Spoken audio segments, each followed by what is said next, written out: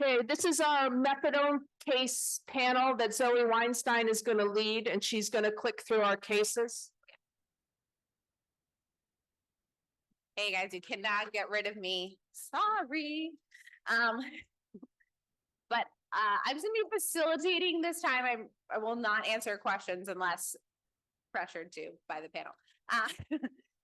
So just so you know, I have an amazing ladies panel here, OTP docs. Some of whom you already know. So myself, I have Sandra Luby Gordon, who is one of my BMC colleague extraordinaires and also the medical director of Bay Cove. Yay. She just brought her team here. So, Laura Kehoe, who does so many things at MGH Bridge Clinic, but also Brightview OTP, and Ruth Potee, who everyone knows is the medical director of BHN. If they've ever talked about methadone in the state of Massachusetts ever. Those are our disclosures. So this is really a 2.0 or maybe even 3.0 cases. Some people during the break came up to me and were like, what about this situation, about this situation? And there are so many challenging clinical situations. And like we discussed earlier, people don't really have a chance to hear about how other providers practice. Maybe within your OTP, there's another doc or APP, and you get to compare notes like with my friend Amy Thomas in the back there. But maybe there's really nobody, or maybe you all work on different days and you never have a time to talk or meet. And so it's really been fun to prepare these cases because I think people really have different approaches. And I think what we most want to do is create a safe space to acknowledge that we all have different experience. We all have different comfort levels and risk tolerance. And we all have different levels of in-clinic and out-of-clinic support for these patients, right? We all maybe have different levels of staffing in terms of ability to assess these patients. We all maybe have different levels of ROIs or communication with the outpatient teams. And so what we might do might vary significantly for good reason, okay? And so what we're hoping for in these challenging cases is actually to hear some heterogeneity of opinion. Because if we all just said the same thing, that would be like a pretty boring panel.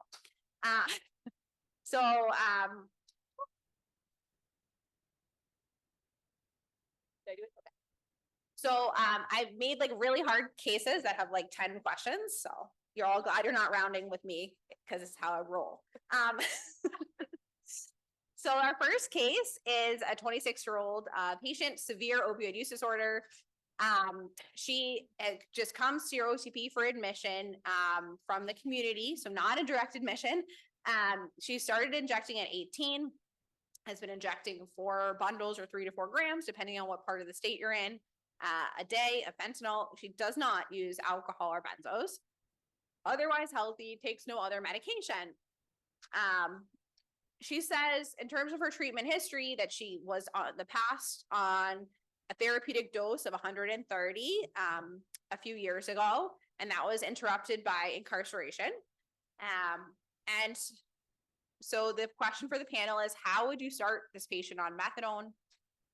If you were listening to me in Evan's talk earlier, what might make you think about a more rapid initiation?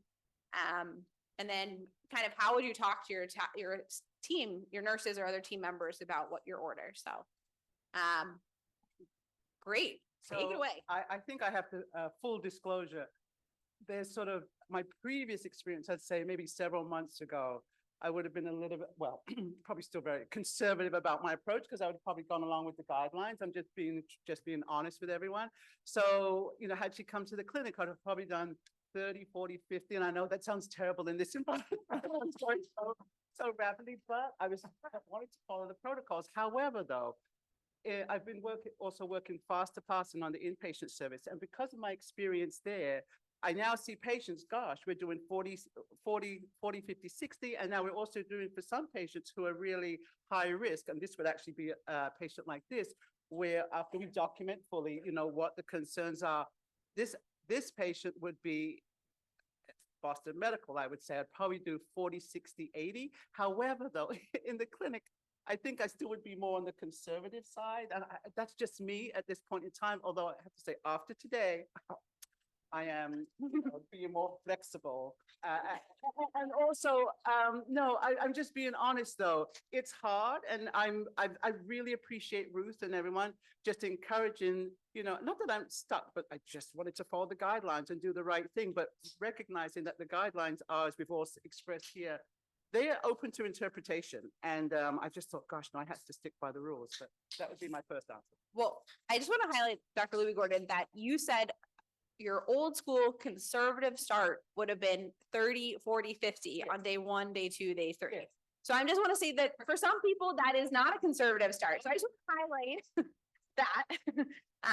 And I think to say that, and I also liked how you highlighted in different treatment settings, you might treat the same patient differently. And that, again, there might be some good reasons for that, or maybe there's some structural barriers that are keeping you from, doing things. So I think that's really great. Other thoughts from other panelists about how they would start this patient? I likewise, this is somebody who is young, has a severe use disorder, high tolerance. This would be somebody I would be more aggressive with. I have likewise been following the more recent data. So out of faster paths, this would be somebody I would start day 1 at 40, go 40, 50, 60. I think that's more conservative than the 40, 60, 80 that's just come out. And I'm always much more concerned about the induction period, about overdose risk with ongoing fentanyl use and being subtherapeutic than the concern about methadone. Not that I dismiss that, but I would go much more quickly with this patient. Yeah, and again, all paths lead to Ruth Potee. Somebody who I have adopted our protocols in Massachusetts based on the incredible work from Ruth's mentorship at BHN. So just want to put that out there. And years ago at Bay Cove, before Sandra took over for me, I was way behind the 8 ball, going far too slow, even back then, which was over a decade ago. So. I have to say, we would be doing 30, 40, 52 until today. So yeah, we're all on the same path. Here's another couple of things I'm going to say about her. I spend time talking to patients in the room about how to ask for an increase of methadone in our clinic. And if you're running a clinic where you have to meet with a counselor and fill out paperwork and dose increases happen every 7 days, that's a problem. Doses should be happening at the window with the nurses, and you should be doing dose increases basically every day. I say to my patients, we try not to do dose increases on weekends because some of us need days off. But if you're pregnant, we do dose increases 7 days a week. So here's a policy change in your clinic if it isn't already happening. People cannot wait for their dose increases for Doctor's Day. I'm sorry, your methadone clinic makes a lot of money. They should have Doctor's Day basically every day. And you should argue for that because Bain Capital and the shareholders are doing fine for themselves right now. They need to pay you to be there. Just one other very important comment. This is a woman who's recently incarcerated. So she needs to know a couple things. One, if she's in Massachusetts, they're going to maintain her on the dose she walked in on. It's extremely important, though. If she has a case, she has a court date in a week, she could get re-locked up. If she's on too low a dose, she's going to be stuck because the jails don't move super fast. Even our good jails are too slow. And so you've got to factor in her carceral history and her current carceral pathway in order to keep her safe and healthy. So before we go to the next case, I was just going to say, it sounds like we're all doctors, I guess, in this case. The doctors on this panel maybe want to make a more aggressive titration that might bend what would be standard of care in your clinic, or perceived as standard of care. So any thoughts about conversations you might have with the staff around their comfort with your orders, or Yeah, I think that this is really low hanging fruit. It's one thing for us all to be here and say this is the new protocol. I think there are a couple of buckets. There are some people who have been living in this space in the very, very pre-fentanyl era policies and procedures, whether real or perceived. And this is going to take a lot of motivational interviewing and enhancement to actually help move people along. And then in other places, and I think I've had the luxury of this in my current setting, is that there are people who were largely coming at this as new providers of this, and this makes complete and utter sense to do it in a patient-centered way, to look at the current evidence, to really, really, really fear the overdose crisis and to read the news and know what's going on and to not lose sight. And so I think that it's one thing if you have the time to do all of this education, but it has to be the entire team. It can't just be the medical providers who are doing this. And I think also our SOTA, as we said, just hail grace to this amazing trifecta. But we really do need, it's one thing to do it locally, but we really need, your memos are so helpful. So coming out and saying, this is actually what we recommend. Here are protocols that we recommend. Here's the data to support it, is what is going to help us move the needle and get rid of the heterogeneity. I think that, I think for the sort of regarding the nursing standpoint, when they're at the window, usually I've written the orders so they're in the note, but I think that one of the things that really helps is if you're sort of on that multidisciplinary team. So when we have our weekly meetings, our nurse managers there, the interim managers there, and so they pass that on as to what we're thinking about. I think for the most part, we're pretty progressive in terms of understanding what we're facing. I mean, everyone knows the fentanyl crisis. And everyone actually been at my facility been very accommodating. I was talking to another colleague earlier, and we were over here and sort of what we do with dose when someone misses several days, and I could see the hairs on the back of it, like, you do what? You give what dose after so many days? So I think it is a matter of education to everyone, and just encouraging everyone just to take the right steps. Yeah. Yeah. But I think it's also just not to be glib. Also, it's important to validate that this is scary and new, and that everybody's voice is important. It is a multidisciplinary team. And so somebody who's seeing a patient on, Thursday, and I've seen them 2 weeks prior, may have a very different input. So it just can't be black and white, even though it's easier when you grow to scale and have high volume people to check boxes and have protocols. It's not consistent. So we have to be more dynamic and have really more guidelines than PNPs, I think. Great. Yeah, no, I think that's all excellent. All right. We'll go, that was the easy case, so get ready. So now we have a pregnant patient with opioid use disorder and stimulant use disorder, 26 weeks, no prenatal care, outpatient, but was started 80 milligrams of methadone in a local hospital and sent to your clinic as a direct admission, but has missed the last 3 days of dosing, and says even when she, came 3 days ago and got the 80, it was really not holding her beyond 3 p.m. How would you dose her today? So this is, is a multi-part question, alluding to the missed doses as well. How would you dose her today? Would that change if she had not missed any doses? And then how would you potentially titrate from there? And of course, the third question for Ruth and everyone else is and how would you consider split dosing in this equation? So anyone want to start with how they'd manage this pregnant? This seems very similar to a case I had. I think you suggested this case. No, I think my Mass General colleagues might remember this patient, because I was petrified, and I was like, gosh, I understand sort of what I thought I understood about metabolism methadone. I was like, gosh, I need to reduce her dose. It's been 3 days. However, I believe at that time, I did not change her dose. I just begged her, because I said, I cannot titrate you up fast enough in the outpatient setting to get you to that therapeutic dose. And I said, will you please go over, because I think she was at Mass General. Yeah. I said, can you please go over to Mass General to get admitted, get your dose titrated. If you need split dosing, they'll take care of that. I can't do that right now in this clinic because I just don't know what level of methadone you're going to need to keep you out of withdrawal. And I do believe she went that day, because I got a call from them, and I was just so happy that she did make it that day, because I did not feel comfortable going beyond the 80 milligrams. And even with that, I felt queasy. That was my feeling. And I thought the best advice from my standpoint would be to get admitted. Now, granted, we have the luxury of being at BMC or MGH.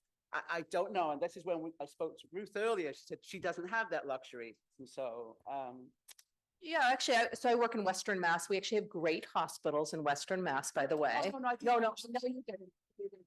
But I'm saying that because I don't know if you. Electricity, yeah, we have actual things. Can anyone see that I'm red? Sandra and I have been together for many, many years at Boston Medical Center in the old days. So we do actually have great hospitals that take amazing care of pregnant people, period. Megan Miller may not be here yet, but she's my local OB at Bay State in Springfield, who is a freaking rock star. And what I said when Sandra told me this case is, first of all, we're all different people. We all have different experiences. I'm a family doctor, right? And that feels different when you're a family doctor and you do pregnancy and deliveries and take IUDs in and out. Like my comfort level of pregnancy is super high. Who's a family doctor in this room? There's a lot of us, right? Like we're going to dive in on the pregnant person without as much hesitation, right? We don't fear it. So first of all, in my clinic, we make no dose reductions for missing 3 days. We start to pay attention at day 4 and day 5. So first of all, absolutely, we were giving her 80.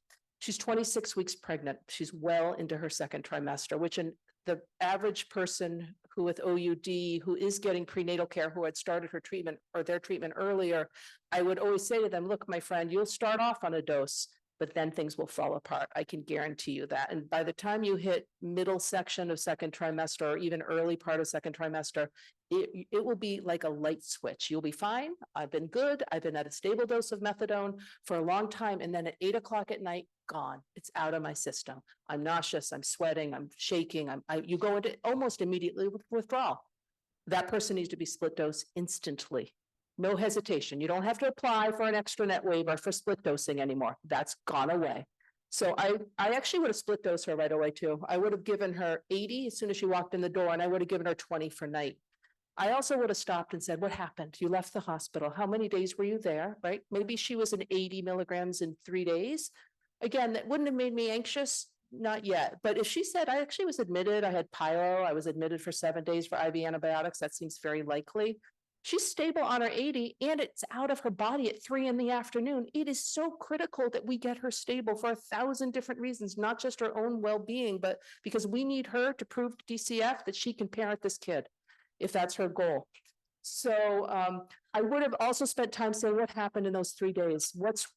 Are we the wrong clinic for you? What does it need? What do we need to do to get you here? Like, how fast do I have to start thinking about bottles? Are you traveling an hour to get here? If you're traveling an hour, we got to start those bottles instantly. Do I need to get, medicine that is picked up by somebody else? So it's all the other complicated things that are her story that has nothing to do with the dosing.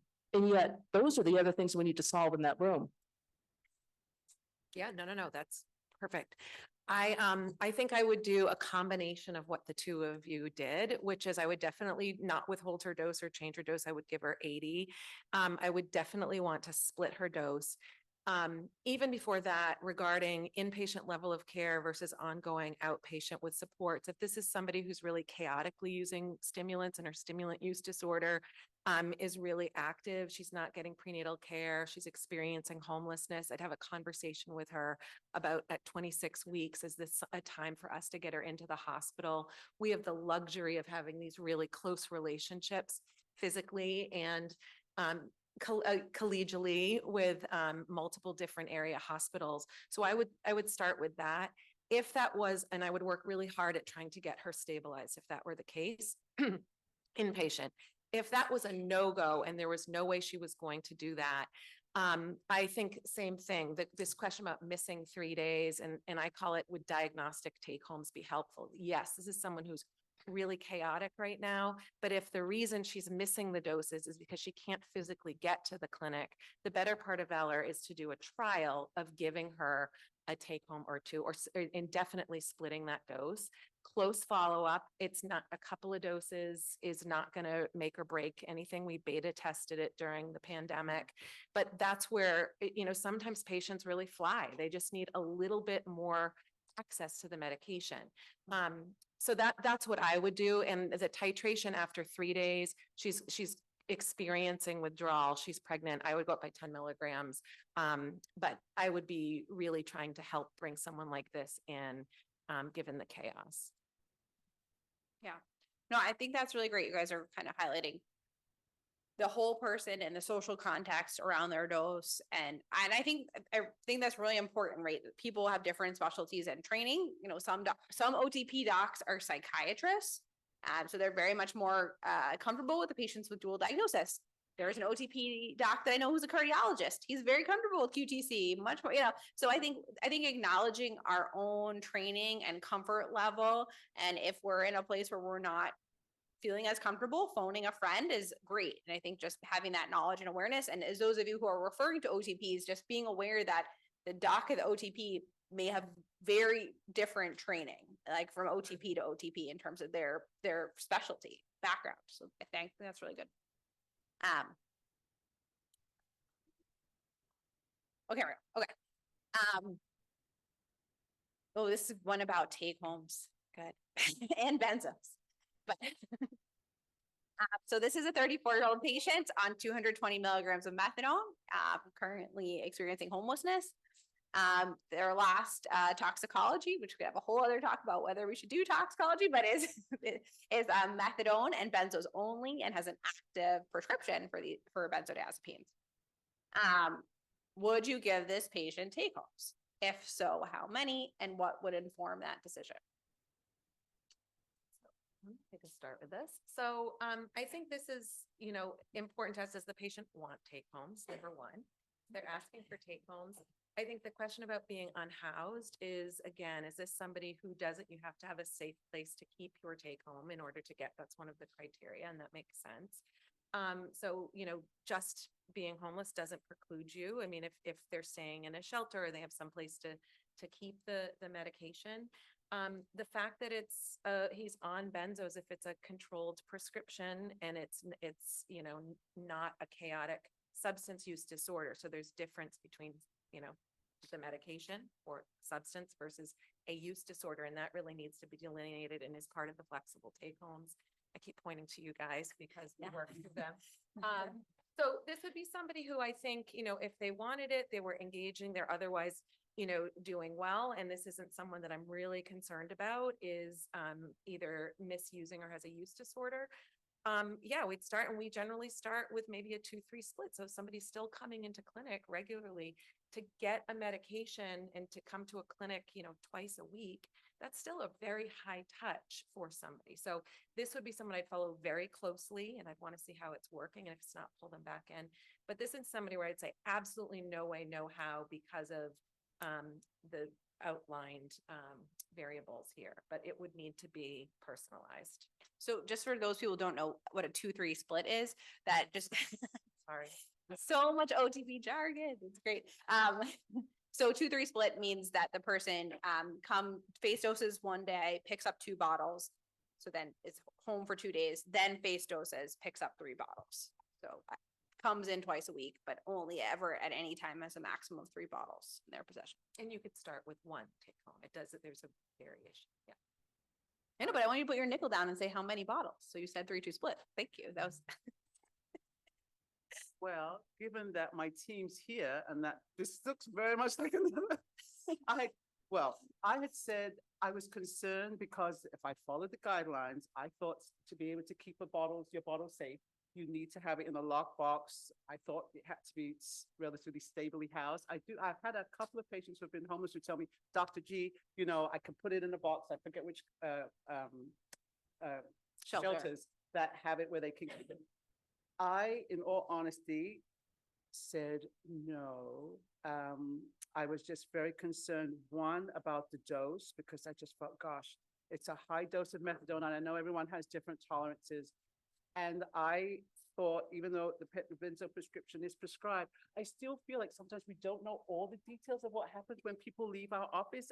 In the hospital, it's absolutely fine. We can watch them and they can still go to the bathroom and have something happen. However, I did, well, a similar patient, may not be the identical one, but I did say, oh no, I know what I said, because Jennifer will remind me. I said, I would like to meet with this person. I said, I just feel like I just need to know a little bit more about the circumstances. And so I think similar patient is coming to see me in a couple of weeks. I think I just feel a little bit better in myself. And that's just me personally. And I just thought that the safety of the methadone, I was just concerned. No, I think that's really great to highlight, Sandra. And I think one thing you're highlighting is that, you know, a lot of these dose requests or even take home requests are maybe getting filtered through other care team members, whether it's a counselor submitting the take home request or even a nurse calling us, Mhm. and they might be only giving us this much information over the phone. And so, you know, how do you get more information so you can make a more informed decision?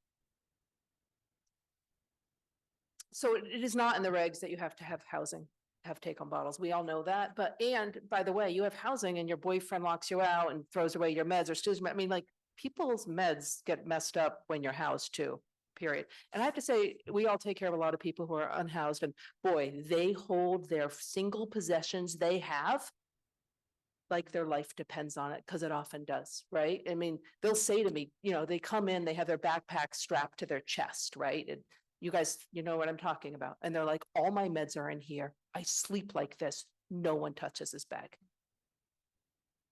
I'm not worried about their bottles, right? And the truth is, this guy's rocking it. Like, he's doing great. He has methadone in the system and a prescribed med, like gold star left and right on this guy. He's doing awesome. And I would want to spend time sort of asking, like, tell me how bottles might benefit you. Like, tell me, what is it? And he might say to me, you know, my sister-in-law lives an hour away in Huntington, and she says I could go stay in her basement for a while.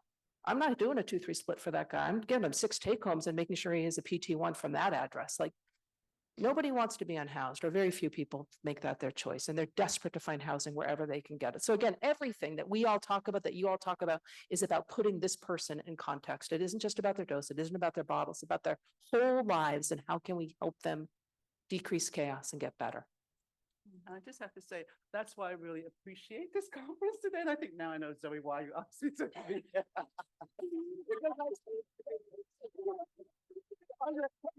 But that's okay, because I'm sure there are people in the audience that may think a little bit, but may not volunteer. So I'm fine with that. I'm okay, because I think my team will say, it's all about safety, right? Because as I said, outside of our, you know, when they leave Baco or whatever institution, we really don't know. And I absolutely, Ruth, I want to believe, and I do believe many of my patients are doing the best that they can. And I've seen some of them come in with that bag. And so they're holding it close to them.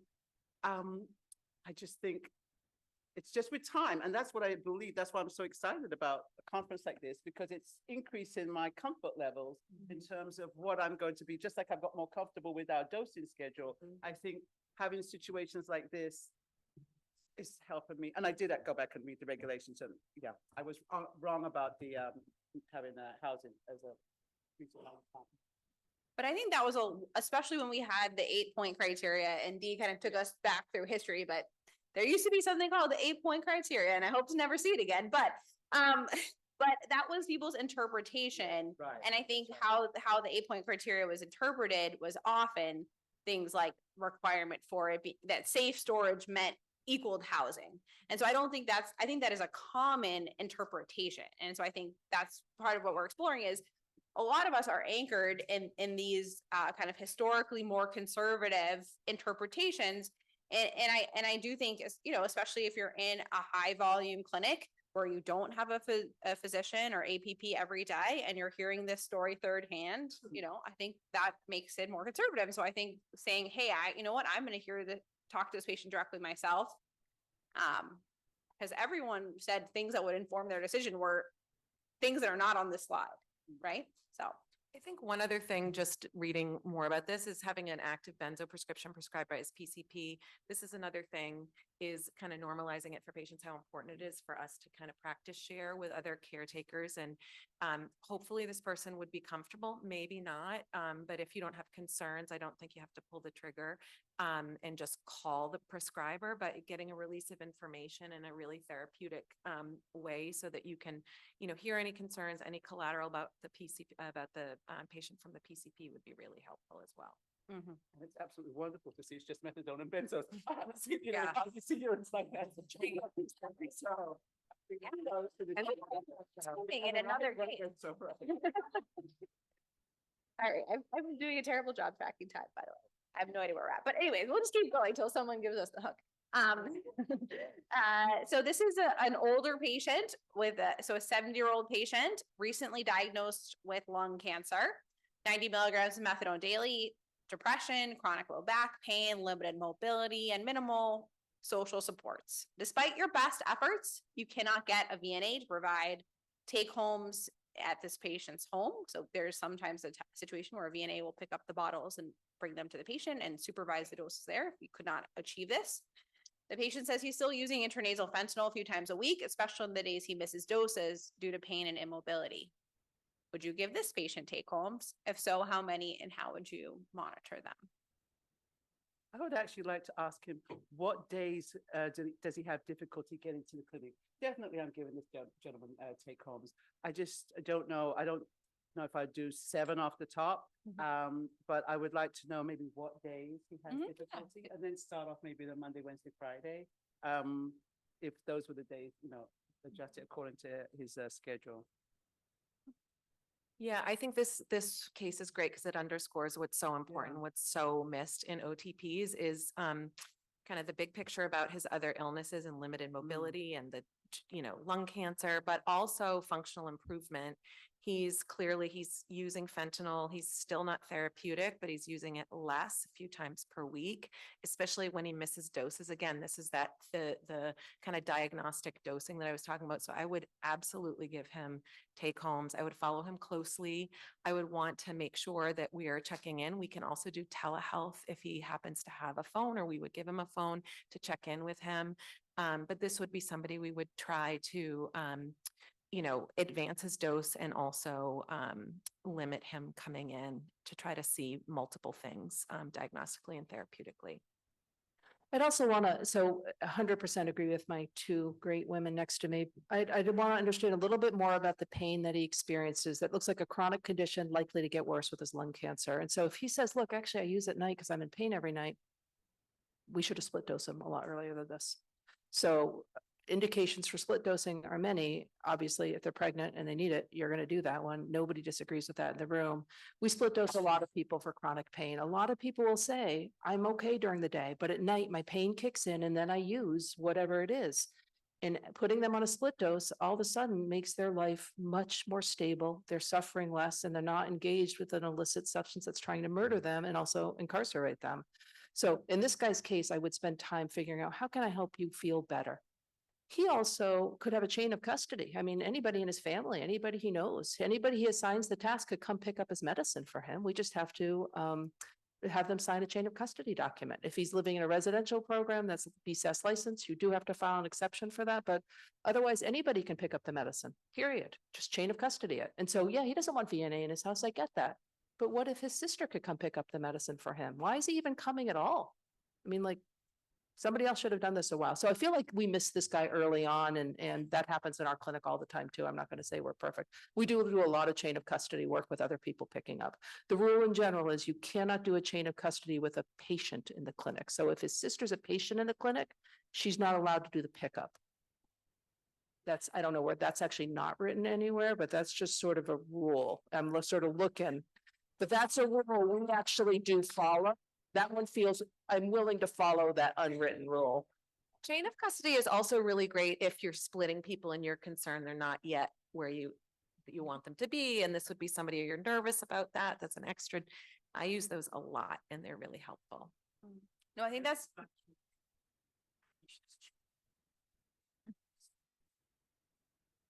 Oh.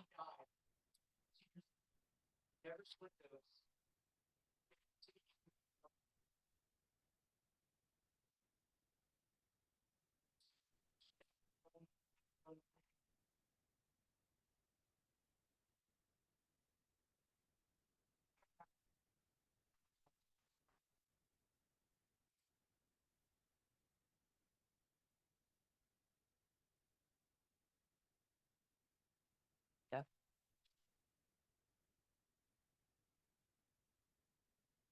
And she was in a methadone clinic, Steve, right? And there was a methadone clinic that refused bottles for her and refused to split dose her in Massachusetts.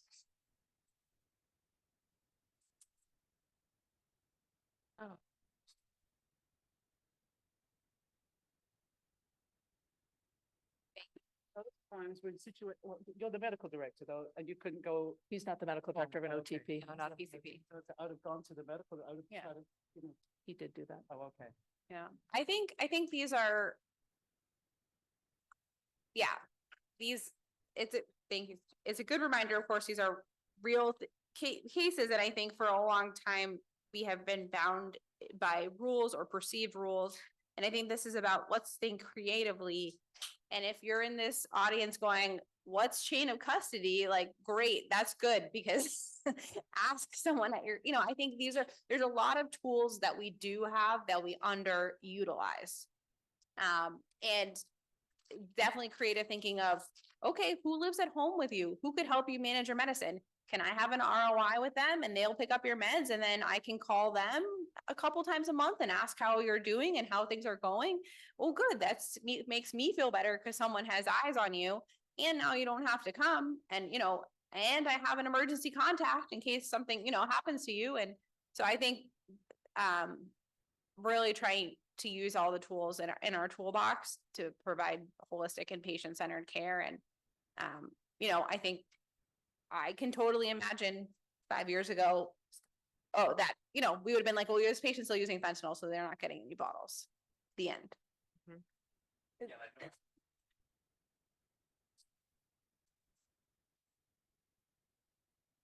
Usually, I mean, Yeah.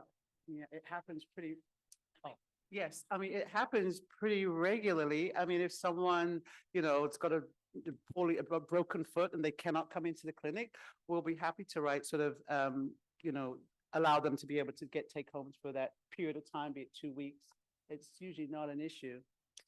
And I'm wondering if what Todd's reflecting is, I'm just trying to interpret what he's asking here, but you remember the rule is that according to the newest guidance from SAMHSA is on day 1, you can get 7, and on day 7, you can get 14. But let's pretend somebody really can't come to clinic for any number of reasons. They had a hip replacement, they can't walk, they're paralyzed, like 1,000 reasons. You go to the SAMHSA extranet site Yes. and you file an exception. Yeah. If y'all aren't filing exceptions Mike Gurney basically approves it. every day, I don't know. I have to, first thing I did this morning was filed 4 exceptions. Like Mike Gurney and I were online together and I knew it. And, like you got to file an exception. That's what you need to do for the right care for the patient. And everybody in this room knows how to file an exception. Maybe. Okay, if you don't know, then we need to teach you. Hey, Zoe, I'm going to tell you that we have about 15 minutes. I just want to make sure we get to the cases and questions if possible. I'm timekeeping with Todd. Okay. Do we want to do questions? I don't know. People have questions though.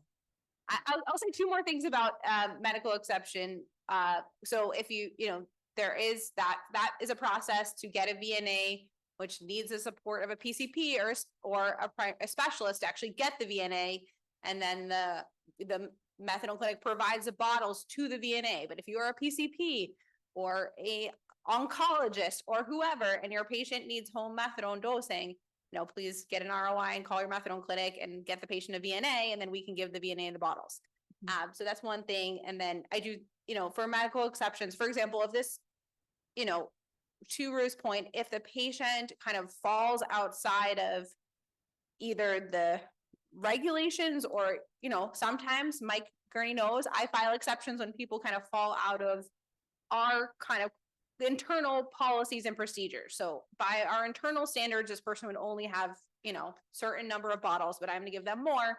For example, if this patient came to me as a direct admission from the hospital and I was not going to actually do their medical intake yet, I haven't actually met them, but I knew that they weren't going to be able to come in, I would, in that circumstance, file an exception saying I'm giving them bottles really without ever laying eyes on them. And Mike has approved it. Thank you, Mike. Yeah, well, we can take questions. I mean, the cases are all, there's a QTC case. I know someone wanted to hear that, but we could take questions. Well, let's take a question, maybe do the QT case, because I think that's an important one. My name is Steve Jones. I live in Western Mass. And I see you guys up here talking about these cases as if you were sort of in cages, restricted by what you can do. And I would just ask, to what extent do you think it's important to change the rules so that any physician could be able to prescribe methadone to treat opioid use disorder? Yes, I agree. Yes, please. Yes, and I think that that's something that Zoe, you were just at the meeting, weren't you? The MOTA Yes. meeting? You want to talk about that? A meeting called Liberate Methadone? Yes. yes.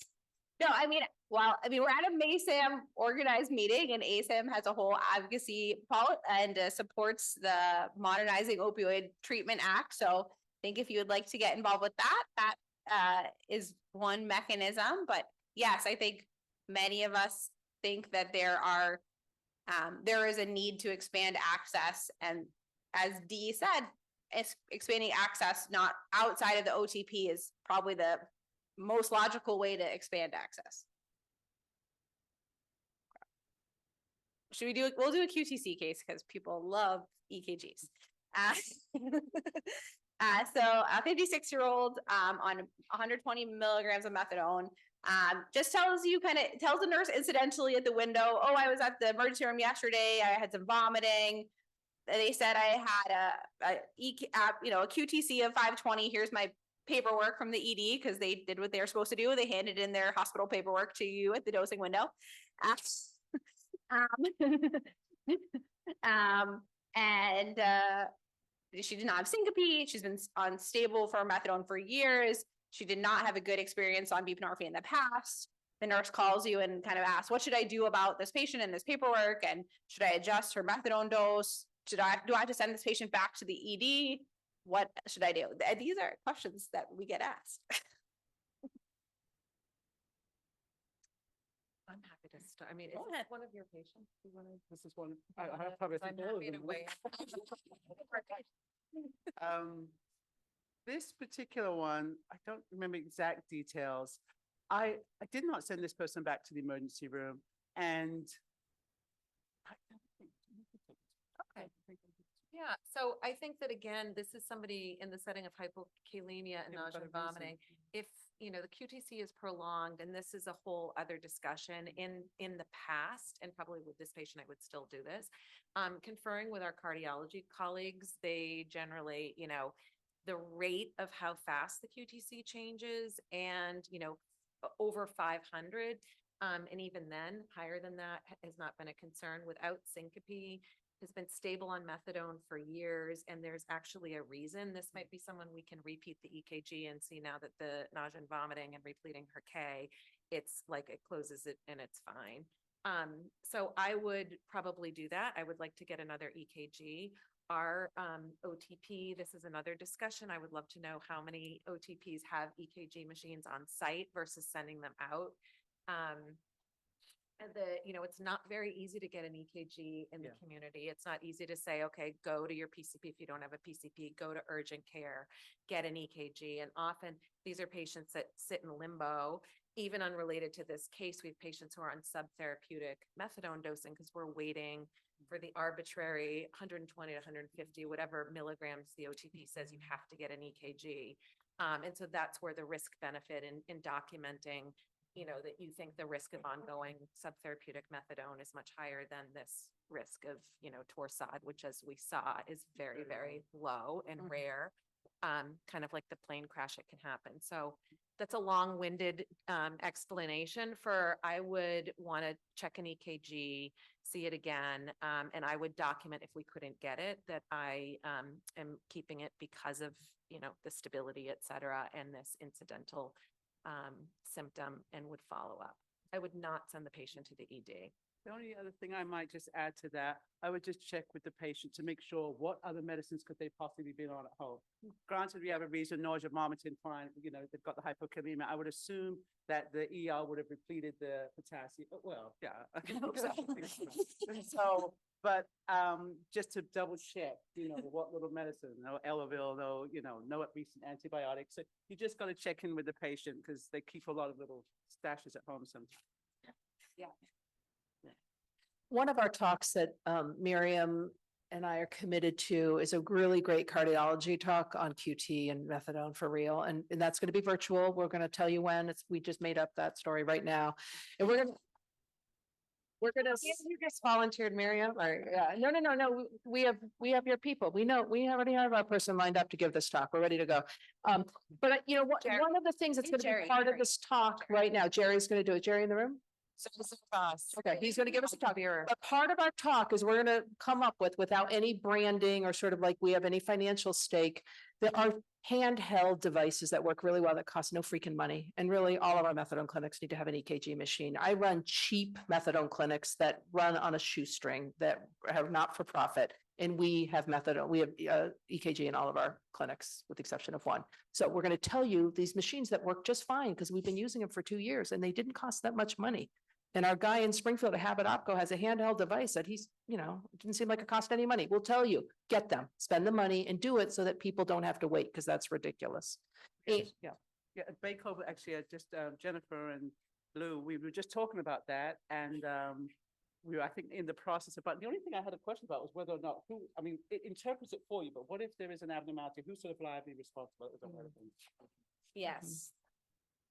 Yeah, Yes. that was what I was just worried about. Well, I think if you have an abnormality or you feel like you need help interpreting an EKG, which I actually do. I mean, I'd call my friend the cardiologist. Zoe said it, call a friend, right? And if you question your quality of your EKG, then send them to the expensive EKG machine at the hospital. You guys are surrounded by hospitals. Yeah.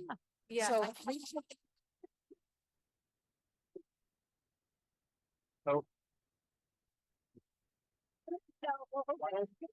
To the, I guess, are we Let- for questions? But Yeah. can I just a plug for that? It also speaks to training. So it's not too challenging to train how to read a QTC, interval. And then, partnering again, oversight with a cardiologist, what have you. But My do the clinic has a final- really good document on, when an EKG machine spits out the number, it uses a specific formula and you need to know what formula your EKG machine uses, right? Because there's the common one, which is the Baslet, is that how it's pronounced? But it's the most conservative one. So if you're reading it and you're like, oh my God, this has changed or it's different, take a breath and actually recalculate it with one of the other mathematical formulas that is known to be far less conservative. Like do the math on your MD calc to figure it out. We have a document that we're happy to share with you. And after this conference, we'll share it with everybody in the room of sort of why it is that the different formulas of how to calculate a QTC might accidentally lead you astray. Why don't we open it up to just a couple questions before we bring in the next panel? Things are like. I know. All right, Sam, go ahead. Yeah. Hi. Hi, everyone. I'm Samuela Manages, a newly grad addiction medicine specialist from MGH Woodwood. Yes. I would like to have your thoughts on induction via telehealth for methadone, similar to BUP. And why aren't we doing it or? Oh, I'm sorry. I practice in rural Maine, like 8 hours from here on the Canadian border. Wow. Are you running a methadone clinic up there, Yes. Sam? I'm actually the medical director for the methadone clinic in Maine and Boston CTC on Topeka. Wow, Yes. great. That's a long commute. So, somebody correct me if I'm wrong, but it's in the rules right now. Better. You have to have a face-to-face visit for your initial visit. In the new proposed regulations, right, that are maybe going to come out, maybe early 2024, we're all waiting with bated breath. They changed that so that there is an opportunity for a televideo induction. It cannot be over the phone. You must see the patient. But it is progress, meaning if you have a patient discharged from the hospital to a skilled nursing facility. I mean, they arrived at the skilled nursing facility in a stretcher. How the heck are they going to see you at your OTP? You could do it via telehealth video. And this is, again, there's the proposed language. It's in comment and rewrite period. Everything you and I may have studied on the proposed language could be totally different. But at the moment, you cannot do a straight induction without laying eyes on the patient. Now, the exception to that is the following, and I'm going to have Jen jump in after that. You could do any doctor who saw that patient initially, that counts. So if the ER doctor evaluated the patient, says they have an opiate use disorder, started them on methadone, you can continue them, right? The hospital right? You can review their documents. That's my admission note. I had a patient admitted to the hospital with an addiction service. They could document they have an opiate use disorder and started them. Why the heck do they need to see me again? The reason to see me is to explain the rules of the clinic, but my nurses do that, right? So that's our workaround for that. But Jen, will you jump in? You got it, except just the addition that buprenorphine in an OTP can be telehealth induction. Yes. Methadone cannot. Okay, thank you for that correction, right? Does that answer that to you, Sam? Does, because we struggle with staffing Of and, course you do. you know, having two providers for like 600 folks is kind of hard. Yeah, thank you. Hi, I'm Pam Santeris, Medical Director of Spectrum Health Systems within the DOC setting. So this question is more for Dr. Pody, because I know you also work in correctional programs. So with all this talk about, adjusting the titration more rapid because of the high levels of fentanyl use, I'm wondering what your thoughts or how you do it in the correctional setting, because then I'm less worried about the risks of people using all this other fentanyl when they've just come into the jail. They don't have as much access to that. So we're going to be typically more conservative because we're a little more worried about sedation or other impairment from some of the other substances they're using. But some of my patients, a lot of them are actually in the jail. They might not, a lot of them are there for at least a couple weeks to a month or a couple months, and we might have some time. Some people might not be there that long. So then I'm sort of weighing, what if we don't get them to a therapeutic dose before they go? But I was just curious about your thoughts on what is like a safe and appropriate titration schedule in that setting. Yeah, I am pretty conservative. I do what I do on the outside, but I haven't been doing these 40, 60, 80s at the jail. You're in the DOC, so you have people sometimes who are sentenced, sometimes who are pretrial. When you work the county system, you have people for 12 hours. That's all you got. And actually, it's a low barrier way to get them into methadone, right? I mean, we start them before they go to court and they have a last dose letter, and then they show up at the local OTP and they can continue that path, which is the way it really needs to be everywhere, right? Because the jails have so many of our patients. You guys know this, but 80% of people locked up in the state level or the county level in Massachusetts have a substance use disorder. Half of my jail is on methadone. Hampden County, Ludlow, they have 300 patients on methadone.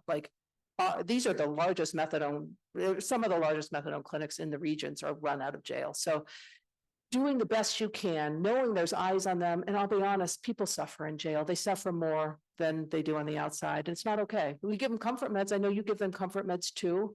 We don't split dose unless you're pregnant. There's all kinds of things that don't happen in the jail. It's not the equivalent standard of care as it is at the OTP. I'm going to just acknowledge that. But getting them started as fast as possible is important. And the jails that are like, oh, we're not going to start you for 2 weeks, that is government sanctioned torture. And you can't do it that way. You got to start them as soon as possible. Thank you. Hello, friends and colleagues. Peter Friedman, Bay State Medical Center. I apologize, I've been in and out, so maybe this question was answered, but Dr. Gale, I believe it was, alluded to we don't, for vancomycin, for antibiotics, we don't say we'll give them a slow dose, whatever, and they, you give loading doses, whatever. I guess my question is there ever a circumstance in which you order peak and trough for methadone? Is that ever used? Does it have any utility? And is it just not used because it takes a long time to come back? It's a send out or whatever. And if it were not a send out, if it were something you could get quickly, would you have more utility for something like that?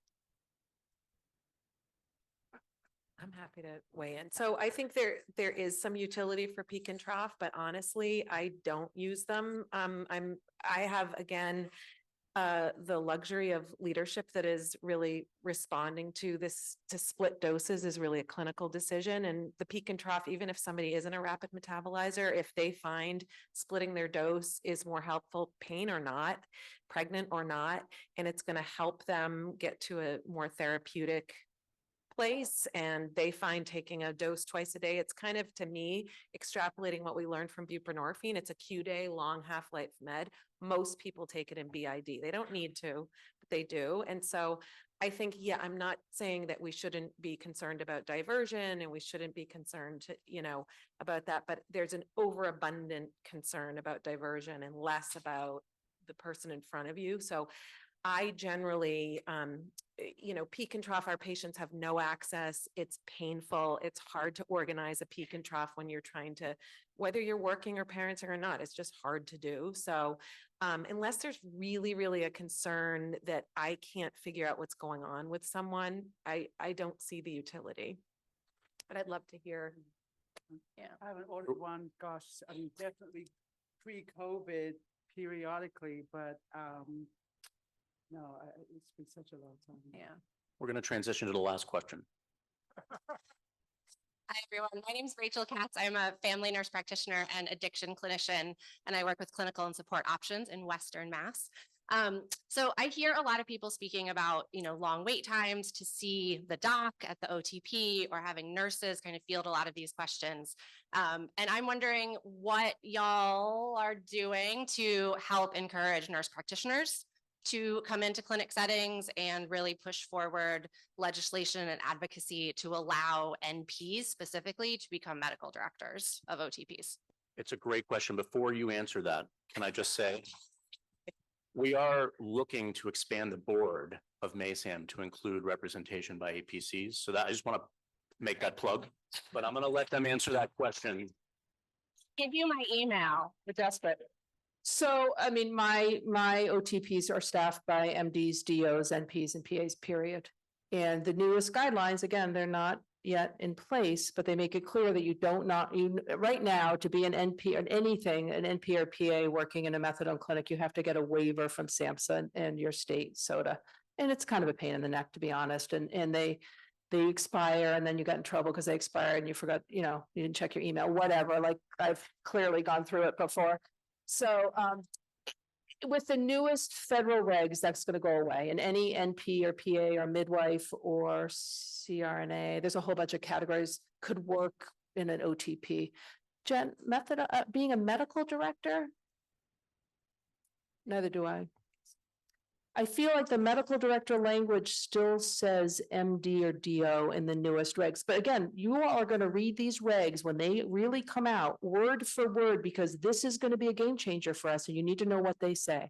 So at this point, big changes are afoot, medical director, not as much. I have to say methadone clinics, I hate when I hear wait times. You should be able to walk into a methadone clinic because you have a medical emergency. And you should never be turned away. And, for those of us that are try to staff these places, they're great places to work, in my opinion. It's super satisfying work, but we need to keep them available, really highly available to our patients. Great. Thank you very much. Thanks, Todd.